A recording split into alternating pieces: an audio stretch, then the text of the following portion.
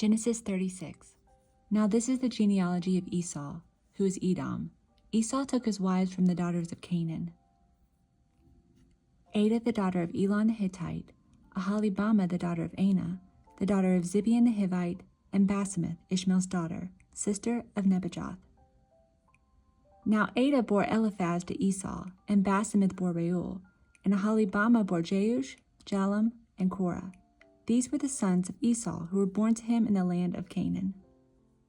Then Esau took his wives, his sons, his daughters, and all the persons of his household, his cattle, and all his animals, and all his goods which he had gained in the land of Canaan, and went to a country away from the presence of his brother Jacob, for their possessions were too great for them to dwell together, and the land where they were strangers could not support them because of their livestock. So Esau dwelt in Mount Seir. Esau is Edom. And this is the genealogy of Esau the father of the Edomites in Mount Seir. These were the names of Esau's sons: Eliphaz the son of Adah the wife of Esau, and Reuel the son of Basemath the wife of Esau. And the sons of Eliphaz were Teman, Emar, Zepho, Gatam, and Kenaz. Now Timnah was the concubine of Eliphaz, Esau's son, and she bore Amalek to Eliphaz. These were the sons of Adah, Esau's wife. These were the sons of Reuel, Nahath, Zerah, Shammah, and Mizah. These were the sons of Basemath, Esau's wife. These were the sons of Aholibamah, Esau's wife, the daughter of Anah, the daughter of Zibeon. And she bore to Esau Jeush, Jalam, and Korah. These were the chiefs of the sons of Esau. The sons of Eliphaz, the firstborn son of Esau, were Chief Teman, Chief Omar, Chief Zepho, Chief Kenaz, Chief Korah, Chief Gatam, and Chief Amalek. These were the chiefs of Eliphaz in the land of Edom. They were the sons of Adah. These were the sons of Reuel, Esau's son: Chief Nahath, Chief Zerah, Chief Shammah, and Chief Mizah. These were the chiefs of Reuel in the land of Edom. These were the sons of Basemath, Esau's wife. And these were the sons of Aholibamah, Esau's wife: Chief Jeush, Chief Jalam, and Chief Korah. These were the chiefs who descended from Aholibamah, Esau's wife, the daughter of Anah. These were the sons of Esau, who is Edom, and these were their chiefs.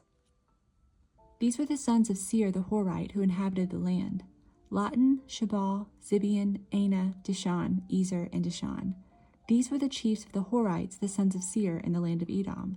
And the sons of Lotan were Hori and Himam. Lotan's sister was Timnah.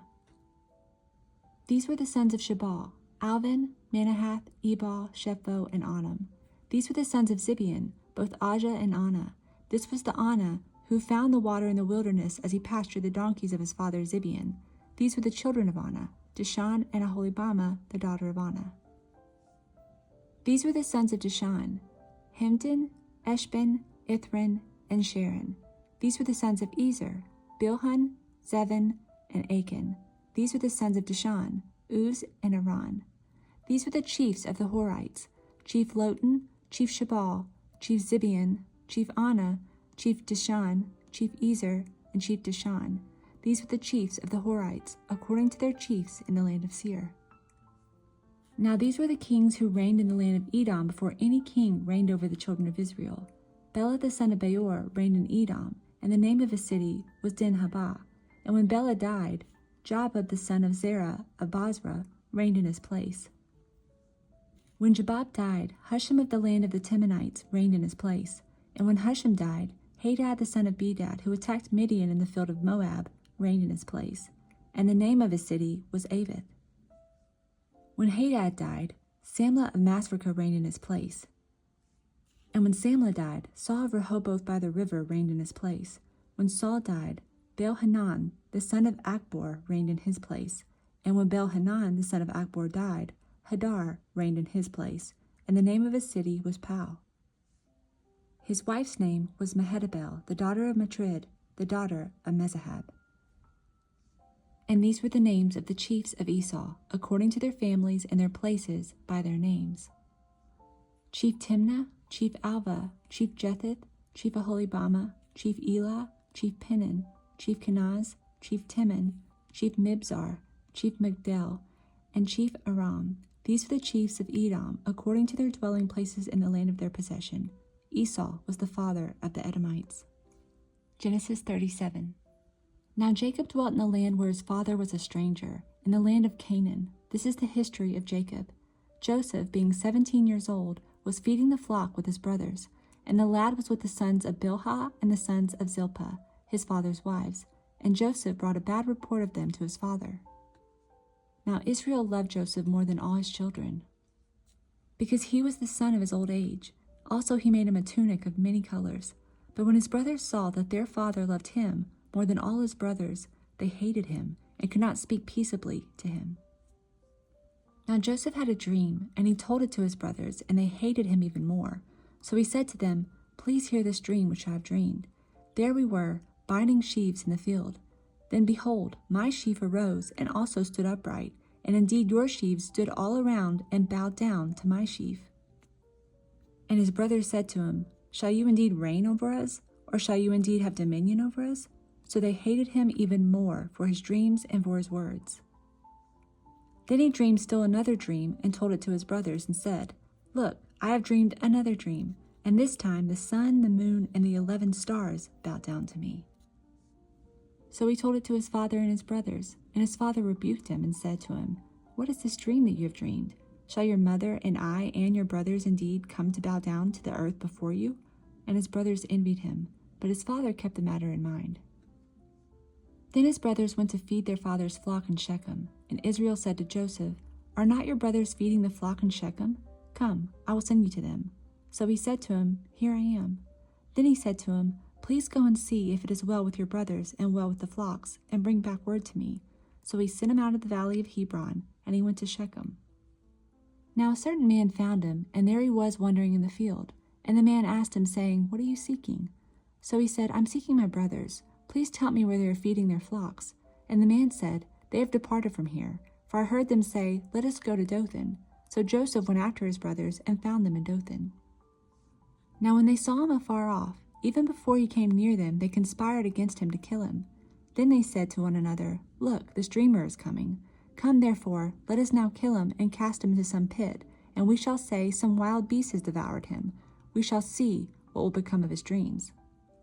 But Reuben heard it, and he delivered him out of their hands and said, "Let us not kill him." And Reuben said to them, "Shed no blood, but cast him into this pit which is in the wilderness, and do not lay a hand on him, that he might deliver him out of their hands and bring him back to his father."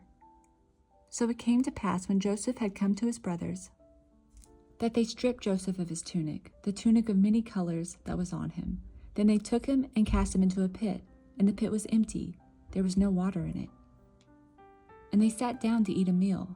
Then they lifted their eyes and looked, and there was a company of Ishmaelites coming from Gilead with their camels, bearing spices, balm, and myrrh, on their way to carry them down to Egypt. So Judah said to his brothers, "What profit is there if we kill our brother and conceal his blood? Come and let us sell him to the Ishmaelites, and let not our hand be upon him, for he is our brother and our flesh." And his brothers listened. Then the Midianite traders passed by, so the brothers pulled Joseph up and lifted him out of the pit, and sold him to the Ishmaelites for 20 shekels of silver, and they took Joseph to Egypt. Then Reuben returned to the pit, and indeed Joseph was not in the pit, and he tore his clothes, and he returned to his brothers and said, "The lad is no more, and I, where shall I go?" So they took Joseph's tunic, killed a kid of the goats, and dipped the tunic in the blood. Then they sent the tunic of many colors, and they brought it to their father and said, "We have found this. Do you know whether it is your son's tunic or not?" And he recognized it and said, "It is my son's tunic. A wild beast has devoured him. Without doubt, Joseph is torn to pieces." Then Jacob tore his clothes, put a sackcloth on his waist, and mourned for his son many days. And all his sons and all his daughters arose to comfort him, but he refused to be comforted. And he said, "For I shall go down into the grave to my son in mourning." Thus his father wept for him. Now the Midianites had sold him in Egypt to Potiphar, an officer of Pharaoh and captain of the guard. Psalm 10:12. Arise, O Lord. O God, lift up your hand. Do not forget the humble. Why do the wicked renounce God? He has said in his heart, "You will not require an account." But you have seen, for you observe trouble and grief, to repay it by your hand. The helpless commits himself to you. You are the helper of the fatherless. Break the arm of the wicked and the evil man. Seek out his wickedness until you find none. The Lord is king forever and ever. The nations have perished out of his land. Lord, you have heard the desire of the humble. You will prepare their heart. You will cause your ear to hear, to do justice to the fatherless and the oppressed, that the man of the earth may oppress no more. Matthew 13:18. Therefore hear the parable of the sower. When anyone hears the word of the kingdom and does not understand it, then the wicked one comes and snatches away what was sown in his heart. This is he who receives seed by the wayside. But he who received the seed on stony places, this is he who hears the word and immediately receives it with joy. Yet he has no root in himself, but endures only for a while. For when tribulation or persecution arises because of the word, immediately he stumbles. Now he who receives seed among the thorns is he who hears the word, and the cares of this world and the deceitfulness of riches choke the word, and he becomes unfruitful. But he who receives seed on the good ground is he who hears the word and understands it, who indeed bears fruit and produces, some 100-fold, some 60, some 30. Another parable he put forth to them, saying, The kingdom of heaven is like a man who sowed good seed in his field. But while men slept, his enemy came and sowed tares among the wheat and went his way. But when the grain had sprouted and produced a crop, then the tares also appeared. So the servants of the owner came and said to him, Sir, did you not sow good seed in your field? How then does it have tares? He said to them, An enemy has done this. The servants said to him, Do you want us to go and gather them up? But he said, No, lest while you gather up the tares, you also uproot the wheat with them. Let both grow together until the harvest. And at the time of harvest, I will say to the reapers, First gather together the tares and bind them in bundles to burn them, but gather the wheat into my barn.